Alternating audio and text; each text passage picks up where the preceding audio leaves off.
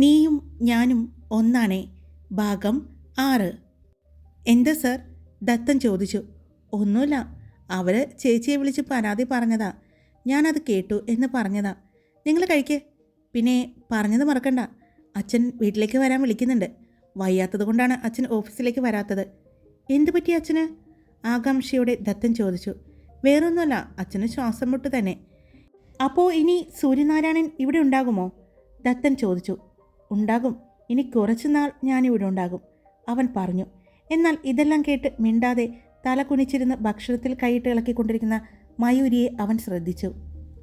പിന്നെ അവളുടെ അടുത്തിരിക്കുന്ന 2 ഇരട്ടക്കുഞ്ഞുങ്ങൾ എന്ന് തോന്നിക്കുന്ന 2 ആൺകുട്ടികളെയും നോക്കി പുഞ്ചിരിച്ചുകൊണ്ട് അവൻ വാഷേരിയയിൽ നിന്ന് നടന്നുപോയി. ദത്തേട്ടൻ പറഞ്ഞപ്പോൾ ഞാൻ ആള് വലിയ ചൂടനാണെന്ന് വിചാരിച്ചത്. പക്ഷേ എന്തൊരു പാവാണ്, ശ്രീ പറഞ്ഞു. പാവം, ആൾ പാവൊക്കെ തന്നെയാണ്. പക്ഷേ ഓഫീസിലോ ബിസിനസ് കാര്യങ്ങളോ ആളെ നീ കണ്ടിട്ടില്ലല്ലോ. ഇനിയിപ്പോൾ ഇവിടെ ഉണ്ടാകുമെന്നല്ലേ പറയുന്നത്? അപ്പോൾ കേൾക്കാം പുതിയ പുതിയ വാർത്തകൾ, ദത്തൻ പുഞ്ചിരിച്ചുകൊണ്ട് പറഞ്ഞു. ഇതെല്ലാം കേട്ട് പേടിയോടെ ഇരിക്കുകയായിരുന്നു മയൂരി. അവൻ പോയി ഒരു ടേബിളിൽ ഇരിക്കുന്നതും അവൻ്റെ കൂടെ ഒരു പെൺകുട്ടി ഇരിക്കുന്നതും അവൾ കണ്ടു. രണ്ടുപേരും ചിരിച്ച് സംസാരിച്ച് ഭക്ഷണം കഴിക്കുന്നുണ്ട്.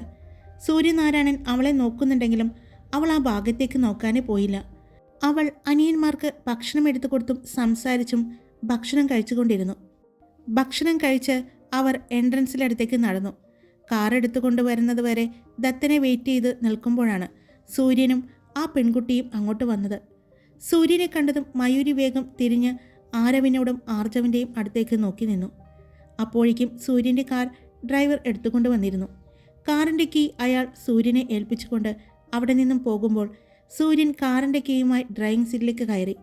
ആ പെൺകുട്ടി കോ ഡ്രൈവിംഗ് സീറ്റിലും കയറി. അവർ കാർ എടുത്തുകൊണ്ട് പോയതിന് ശേഷമാണ് അവൾ ശ്വാസം വിട്ടത്. എന്തിനാ മോളെ നീ ഇത്ര പേടിച്ച് നിൽക്കുന്നത്? ഞാൻ ശ്രദ്ധിച്ചു, സൂര്യൻ വരുമ്പോൾ നീ പേടിച്ച് നിൽക്കുന്നത്. നീ എന്തിനാ സൂര്യനെ പേടിക്കുന്നത്? അയാളും സാധാരണ മനുഷ്യനാണ്. നീ തെറ്റ് ചെയ്തിട്ടുണ്ടെങ്കിൽ മാത്രം പേടിക്കുക, ശ്രീ പറഞ്ഞു. എങ്ങാനും ദേഷ്യപ്പെടുമെന്ന് പേടിയമ്മ. ഒന്നും നോക്കില്ല, ആരാണെന്നോ എവിടെയാണെന്നോ ഒന്നും നോക്കാതെ വഴക്ക് പറയുമെന്നാ ഭവ്യയും മറ്റും പറയുന്നത്. അതൊന്നും നീ കാര്യാക്കണ്ട. ടാ, അച്ഛൻ വന്നു എന്ന് ആരോ പറഞ്ഞതും അവർ വേഗം കാറിലേക്ക് കയറി. അവർ വീട്ടിലെത്തി. അതെ, കിടക്കുന്നതിന് മുമ്പ് ഹോംവർക്ക് ചെയ്യാം, പഠിക്കല് രാവിലെ ചെയ്താൽ മതി, മയൂരി പറഞ്ഞു. രണ്ടുപേരും അതിന് സമ്മതിച്ചു. കുറച്ചു നേരം അവരെ ഹോംവർക്ക് ചെയ്യാൻ സഹായിച്ചു. അതെല്ലാം കഴിഞ്ഞ് അവിടെ എല്ലാവരും പോയി കിടന്നു. എന്നാൽ സൂര്യനാരായണൻ അവൻ്റെ തറവാട്ടിൽ എത്തിയിരുന്നു. അവൻ ചെന്നതും കേട്ടു അകത്തുനിന്നുള്ള ഒച്ചയും ബഹളം. അപ്പോഴാണ് ഒരു ആൺകുട്ടി ഓടി വന്ന് അവനെ ചുറ്റിപ്പിടിക്കുന്നത്. ചെറിയച്ചാ. എന്താടാ? അമ്മ വടിയെടുത്തിട്ട് വരുന്നു. അപ്പോഴാണ് വടിയുമായി ഓടി വരുന്ന ഏട്ടത്തിയെ കാണുന്നത്. സൂര്യ, നീ മാറിക്കേ, ഈ ചെക്കന് 2 എനിക്കിന്ന് കൊടുക്കണം. എന്താ എന്താ ഏട്ടത്തി കാര്യം? എന്താണെന്നോ, നീ ഇന്നലെ കൊണ്ടുവന്ന ചോക്ലേറ്റ് മുഴുവനും അവൻ ഒറ്റയ്ക്കിരുന്ന് കഴിച്ചു, ആർക്കും കൊടുത്തില്ല, ഏട്ടത്തി പറഞ്ഞു. ചെറിയച്ഛൻ ഞങ്ങൾക്ക് കൊണ്ടുവന്നതല്ലേ, അമ്മയ്ക്ക് വേണമെങ്കിൽ അച്ഛനോട് മേടിച്ച് തരാൻ പറ. സൂര്യൻ്റെ പുറകിൽ നിന്നും ആ ആൺകുട്ടി വിളിച്ചു പറഞ്ഞു. കേട്ടോ, നീ കേട്ടോ അവൻ പറയുന്നത്? അഥർവിനും കാർത്തിക്കിനും കൊടുത്തിട്ടില്ല അവൻ, ഏട്ടത്തി പറഞ്ഞു. അത് കേട്ടതും അവൻ്റെ പുറകിൽ ഒളിച്ചു നിൽക്കുന്ന ആൺകുട്ടിയെ അവൻ നോക്കി. എന്നിട്ട് അവനെ പിടിച്ച് മുന്നിൽ നിർത്തിക്കൊണ്ട് അവൻ്റെ മുന്നിൽ മുട്ടുകുത്തി നിന്നു. പറയൂ ദരു, എന്തിനാ നീ മുഴുവൻ കഴിച്ചത്? കാർത്തിക്കും അഥർവിനും കൊടുക്കാഞ്ഞതെന്താ? ചെറിയച്ഛൻ കൊണ്ടുവന്ന ഒരു പാക്കറ്റേ ഞാൻ കഴിച്ചിട്ടുള്ളൂ, മുഴുവനും അമ്മ കാണാതെ ഒളിപ്പിച്ചു വെച്ചേക്കാം. അവർക്കും ഞാൻ കൊടുത്തിരുന്നു, പക്ഷേ കൂടുതലും ഞാനാ എടുത്തത്, അവൻ പറഞ്ഞു. കേട്ടല്ലോ, അവൻ സത്യം പറഞ്ഞു. ഏട്ടത്തി, ഇനി അവനെ വഴക്ക് പറയാൻ പാടില്ല കേട്ടോ, സൂര്യൻ പറഞ്ഞു. നീയാ ഇവർക്ക് വളം വെച്ച് കൊടുക്കുന്നത്. നീ വന്നതുകൊണ്ട് സത്യം പറഞ്ഞത്. ഇപ്പോൾ ഞാൻ ചോദിച്ചെങ്കിൽ അവൻ 100 കൂട്ടം നുണ പറഞ്ഞേനെ. അതെങ്ങനെയാ? അച്ഛൻ്റെ അല്ലേ മോൻ, ചേട്ടത്തി പറഞ്ഞു. അതെന്താടി ഭാര്യ അങ്ങനെയൊരു സംസാരം? ഞാൻ മാജിക്ക് കാണിച്ച് ഉണ്ടാക്കിയതൊന്നും അല്ലല്ലോ, അവനെ നീ പ്രസവിച്ചതല്ലേ. അപ്പോൾ പൂർണ്ണ ഉത്തരവാദിത്തം നമുക്ക് 2 പേർക്കും ഒരുപോലെയാണ്. അതുകൊണ്ട് അച്ഛനെ പോലെയാണ് എന്ന് പറയണ്ട, മാതാപിതാക്കളെ പോലെ എന്ന് പറഞ്ഞോ. അല്ലേടാ എന്ന് പറഞ്ഞുകൊണ്ട് വേദദേവ് അവൻ്റെ അടുത്തേക്ക് വന്നു. ഏട്ടാ, നിങ്ങൾ തമ്മിലുള്ള കാര്യത്തിൽ എന്നെ വലിച്ചിടപെടുത്തണ്ട. അവസാനം നിങ്ങൾ തമ്മിൽ കൂടും, ഞാൻ ആരാവും? പുറത്താകും. അതുകൊണ്ട് നിങ്ങൾ ഭാര്യയും ഭർത്താവും തമ്മിൽ വഴക്ക് കൂടുകയോ അടിപിടിക്കുകയോ എന്താണെന്ന് വെച്ചാൽ ചെയ്തോ, ഞങ്ങളെ കൂട്ടണ്ട, അല്ലേടെ മോനെ എന്ന് പറഞ്ഞ് സൂര്യൻ ധരനെയും കൊണ്ട് അവിടെ നിന്നും നടന്നുപോയി. വേദദേവ് സീതയുടെ കയ്യിൽ പിടിച്ചു. ഇങ്ങോട്ട് വാടി, അവൻ എന്നെപ്പോലെയാണല്ലേ? ആണൊടി വക്കീലേ, ഞാൻ കാണിച്ചു തരട്ടെ എന്നെപ്പോലെയാണോ എന്ന് വേദദേവ് പറഞ്ഞുകൊണ്ട് സീതയെ ചുറ്റിപ്പിടിച്ചു. അയ്യോ, ഒന്ന് വിടു വേദുവേട്ടാ. അതെ, ഇത് നിങ്ങളുടെ ബെഡ്റൂം അല്ല, ഇത് ഹാളാണ്, ഗോകുലം വീടിൻ്റെ പ്രധാന കവാടം. അതുകൊണ്ട് റൊമാൻസൊക്കെ റൂമിൽ പോയിട്ട്. അങ്ങോട്ട് തിരിച്ചു വന്നുകൊണ്ട് സൂര്യൻ പറഞ്ഞു. നീ ഇതിപ്പോൾ എന്തിനാ ഇങ്ങോട്ട് വന്നത്? ഞാൻ വന്നതാണ് കുറ്റം, ഞാൻ എൻ്റെ ഫോൺ എടുക്കാൻ വന്നതാ, സൂര്യൻ പറഞ്ഞുകൊണ്ട് അവിടെയുണ്ടായിരുന്ന അവൻ്റെ ഫോണും എടുത്തുകൊണ്ട് പോയി. നാണം കെടുത്തി ഈ മനുഷ്യൻ എന്ന് പറഞ്ഞ് സീത വേദവിനെ തള്ളി മാറ്റിക്കൊണ്ട് പോയി. സൂര്യ, നീ ഭക്ഷണം കഴിക്കുന്നില്ലേ? അമ്മ ചോദിച്ചു. ഞാൻ കഴിച്ചു അമ്മേ, എനിക്ക് വേണ്ട, ഞാനൊന്ന് ഫ്രഷായിട്ട് അച്ഛനെ കാണട്ടെ എന്ന് പറഞ്ഞ് അവൻ ആ വലിയ വീടിൻ്റെ പടികൾ കയറി മുകളിലേക്ക് പോയി. മുകളിൽ ചെന്ന് അവൻ്റെ റൂമിൽ ചെന്ന് ഫ്രഷായി. കുറച്ച് സമയം കഴിഞ്ഞപ്പോഴേക്കും അവൻ താഴെ വന്നു. താഴെ ആ സമയം 3 ഏട്ടന്മാരും ഉണ്ടായിരുന്നു. ഞങ്ങൾ നിന്നെ നോക്കിയിരിക്കായിരുന്നു, അച്ഛനെ കാണാം എന്ന് പറഞ്ഞ് അവർ 4 പേരും ഒരുമിച്ച് അമർനാഥിനെ കാണാൻ വേണ്ടി കയറി. വലിയ ഒരു ബെഡ്റൂമായിരുന്നു അച്ഛൻ്റെ. ആഢ്യത്വം വിളിച്ചോതുന്ന ഇൻറ്റീരിയൽ ഡിസൈനുകൾ, അതുപോലെ തന്നെയുള്ള വലിയൊരു ബെഡും. അവർ അകത്തേക്ക് കയറിയപ്പോൾ കണ്ടു ആ റൂമിലെ സോഫയിൽ ഇരിക്കുന്ന അച്ഛനെ. അപ്പോഴാണ് അകത്തേക്ക് കയറി വരുന്ന 4 ആൺമക്കളെയും അമർനാഥ് കണ്ടത്. അയാൾ ഒരു പുഞ്ചിരിയോടെ അവരെ നോക്കി. ഇതുപോലെ 4 പേരും ഒരുമിച്ച് കാണാൻ വളരെ അപൂർവമാണ്. ഇവർ 3 പേരും എന്നും എന്നെ കാണാൻ വരാറുണ്ട്. നിന്നെ കണ്ടുകിട്ടാനാണല്ലോ സൂര്യ പാട്, അദ്ദേഹം ചോദിച്ചു. വാ, എല്ലാവരും ഇരിക്കെ. അച്ഛൻ അവിടെയുള്ള സോഫയിൽ കാണിച്ചതും 4 ആൺമക്കളും അവിടെ ഇരുന്നു. അപ്പോഴേക്കും അമ്മ അച്ഛനുള്ള മരുന്നുമായി വന്നു. ഇത് കഴിച്ചിട്ട് സംസാരിക്കേ എന്ന് പറഞ്ഞ് മരുന്ന് അദ്ദേഹത്തിൻ്റെ കയ്യിൽ കൊടുത്തു. മരുന്ന് കഴിച്ചതും നിങ്ങൾ സംസാരിക്കേ, ഞാൻ വരാം എന്ന് പറഞ്ഞ് അമ്മ അവിടെ നിന്നും പോയി. എന്തായി സൂര്യ, നീ പോയിട്ട് RK ഗ്രൂപ്പുമായിട്ട് സംസാരിച്ചുവോ? അച്ഛൻ ചോദിച്ചു. 1 വർഷത്തിനടുത്തായില്ലേ RK ഗ്രൂപ്പുമായിട്ട് ആ വില്ല പ്രൊജക്റ്റ് നമ്മൾ ചെയ്യുന്നത്. എന്നിട്ട് ഈ അവസാന നിമിഷമാണോ കണക്കിലെ തിരിമറിയും മറ്റും കണ്ടുപിടിക്കാൻ സാധിച്ചത്? അദ്ദേഹം ചോദിച്ചു. ഇത്രയും ബിസിനസ് ഇവൻ ഉണ്ടാക്കിയിട്ടുണ്ട്. ഇവനിങ്ങനെ ലോകം ചുറ്റി നടക്കുകയല്ലേ, പിന്നെ എങ്ങനെയാ അവിടെ നടക്കുന്ന കാര്യങ്ങൾ ഇവൻ അറിയുന്നത്? ഒരു ബിസിനസ് തുടങ്ങിയപ്പോഴേ ഞങ്ങളെല്ലാവരും പറഞ്ഞു, ഞങ്ങൾക്കെല്ലാവർക്കും ഞങ്ങളുടെ ജോലികളുമായി ബിസി ആയിരിക്കും, നീ തന്നെ എല്ലാം ചെയ്യണം, അത് നിൻ്റെ മാത്രമാണ്, അതിൻ്റെ ലാഭവും നഷ്ടവും എല്ലാം നിനക്ക് മാത്രമുള്ളതാണ് എന്നെല്ലാം ഞങ്ങൾ പറഞ്ഞതാണ്. എന്നിട്ട് അവൻ അതിൽ വളർന്നു.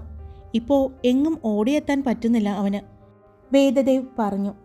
അതെ അതെ, ഇവനെ പിടിച്ച് കെട്ടിക്കേണ്ട സമയം അതിക്രമിച്ച് കഴിഞ്ഞു അച്ഛാ. എത്രയും പെട്ടെന്ന് ഇവന് പറ്റിയ ഒരു പെൺകുട്ടിയെ നോക്കി വിവാഹം കഴിപ്പിച്ച് ഇവനെ തടവിലാക്കേണ്ട സമയമായി, അർജുൻ പറഞ്ഞു. എൻ്റെ അർജുനേട്ടാ, ഞാനിങ്ങനെ സ്വസ്ഥമായിട്ടും സമാധാനത്തോടു കൂടി നടക്കുന്ന കണ്ടിട്ട് പിടിക്കുന്നില്ല അല്ലേ? അസൂയാണ്, അസൂയ, സൂര്യൻ പറഞ്ഞു. അതേടാ, അസൂയാണ്.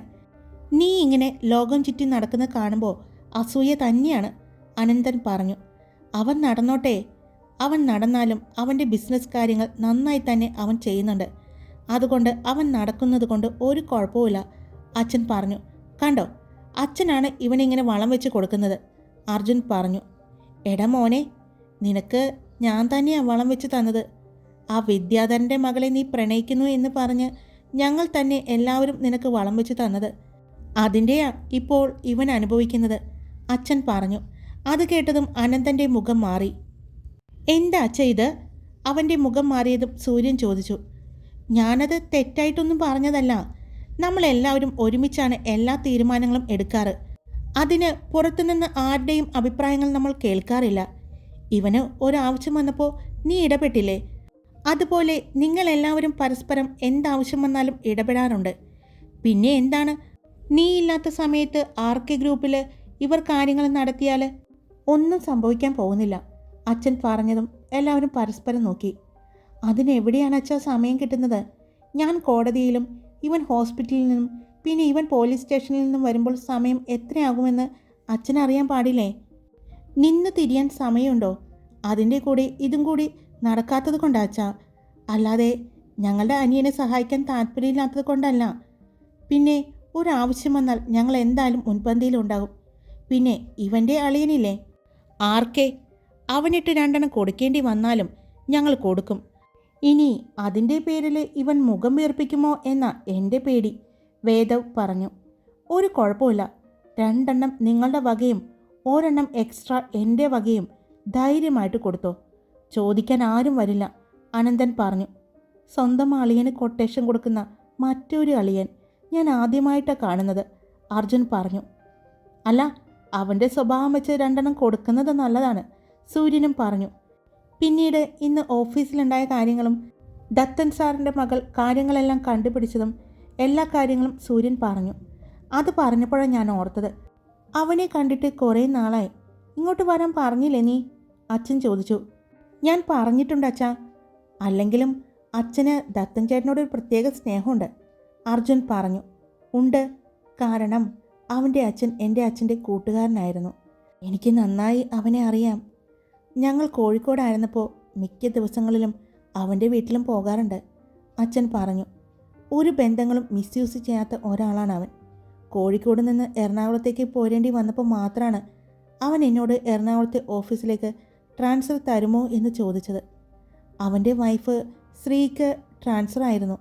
പിന്നെ 3 കുട്ടികളെയും കൊണ്ട് അവൻ അവിടെ ഒറ്റയ്ക്ക് നിൽക്കണ്ടേ, അതുകൊണ്ടാണ് അവൻ ഇങ്ങോട്ട് പോരുന്നതെന്ന് പറഞ്ഞപ്പോൾ ഞാൻ അതിന് പൂർണ്ണ പിന്തുണയും നൽകി. കോഴിക്കോട് ഓഫീസിലെ എല്ലാ കാര്യങ്ങളും അവൻ നന്നായി ചെയ്യായിരുന്നു. അതുകൊണ്ട് തന്നെയാണ് ഞാൻ അത്ര ആത്മവിശ്വാസത്തോടു കൂടി അവനെ ഇങ്ങോട്ട് കൊണ്ടുവന്നതും. ഇവിടെ അവൻ്റെ ആവശ്യം കൂടുതലുണ്ടെന്ന് എനിക്ക് പലപ്പോഴും തോന്നാറുണ്ട്. എല്ലാ പ്രശ്നങ്ങളും വളരെ സിമ്പിളായിട്ട് പെട്ടെന്ന് കൈകാര്യം ചെയ്യാനുള്ള കഴിവ് അവനുണ്ട്. അച്ഛൻ പറഞ്ഞതും അത് ശരിയാണെന്ന് സൂര്യനും സമ്മതിച്ചു. പിന്നീട് അവർ വീട്ടിലെ കാര്യങ്ങളും ഓഫീസിലെ കാര്യങ്ങളും ജോലിസ്ഥലത്തെ കാര്യങ്ങളെല്ലാം 4 മക്കളും അച്ഛനുമായി സംസാരിച്ചു. അതൊരു കൂട്ടുകുടുംബമായിരുന്നു. അച്ഛനും 4 ആൺമക്കളും അവരുടെ ഭാര്യമാരും അമ്മയും കൊച്ചുമക്കളും മുത്തശ്ശിയും എല്ലാം കൂടിയുള്ള ഒരു കൂട്ടുകുടുംബം. മറ്റൊരു വീട് വെച്ച് മാറാൻ അമർനാഥ് ആരെയും സമ്മതിച്ചില്ല. എല്ലാവർക്കും സ്ഥലവുമെല്ലാം വീതം വെച്ച് നൽകിയിട്ടുണ്ടെങ്കിലും അമർനാഥ് മക്കളെ എല്ലാവരും എന്നും കൂടെ ഉണ്ടാകണമെന്നുള്ള ആഗ്രഹമാണ്.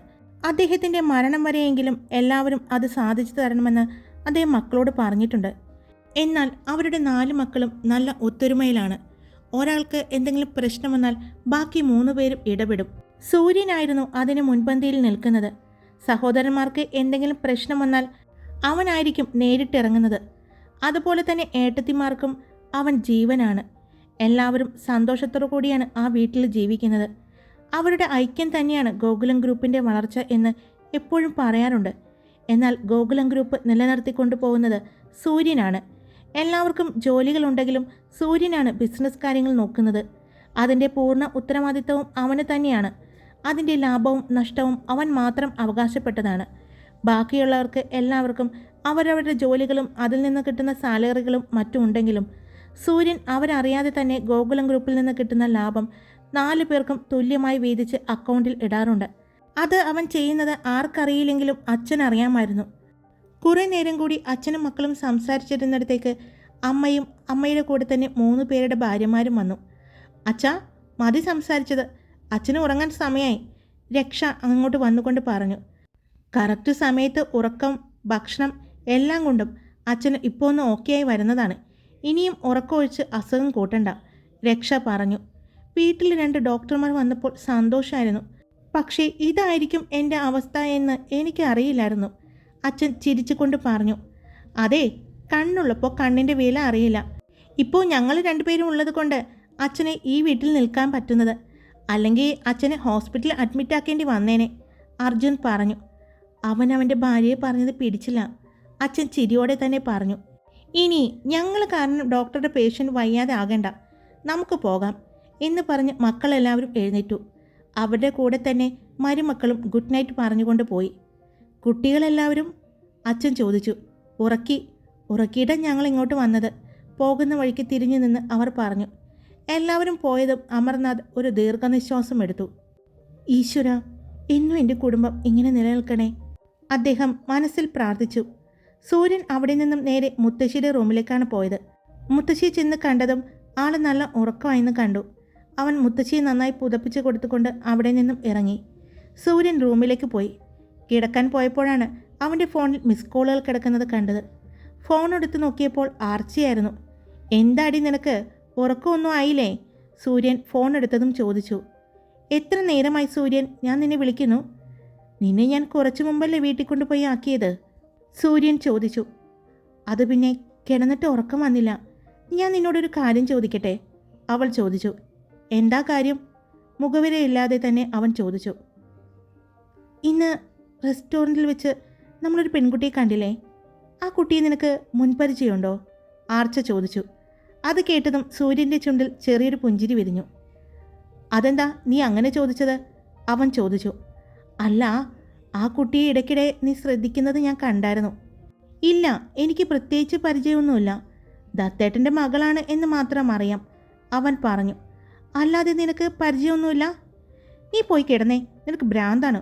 ഉറങ്ങുന്നതിന് പകരം വിളിച്ച് എഴുന്നേൽപ്പിച്ച് ഇയാളെ പരിചയമുണ്ടോ, ആ പെങ്കൊച്ചിനെ പരിചയമുണ്ടോ എന്ന് ചോദിക്കാൻ. നീ ഫോൺ വെച്ചേ എന്ന് പറഞ്ഞുകൊണ്ട് സൂര്യൻ ഫോൺ കട്ട് ചെയ്തു. ഹായ്, ഞാൻ സ്റ്റോറി ഇട്ടിട്ടുണ്ട്. ലെങ്ത്ത് ഞാൻ കൂട്ടിയിട്ടപ്പോഴേ വീഡിയോ അപ്ലോഡ് ചെയ്യാൻ ഒരുപാട് സമയമെടുക്കുന്നു. അതുകൊണ്ടാണ് ഞാൻ വീഡിയോൻ്റെ ലെങ്ത്ത് ഒന്ന് കുറച്ച് നോക്കിയത്. ഒന്ന് കുറച്ച് ദിവസം നോക്കിയിട്ട് പതിയെ പതിയെ കൂട്ടിക്കൊണ്ടുവരാം കേട്ടോ. അപ്പോൾ ഇഷ്ടപ്പെട്ട ലൈക്ക് ചെയ്യുക, കമൻറ്റ് ചെയ്യുക, സബ്സ്ക്രൈബ് ചെയ്യുക. Love you all. It's me Karthika.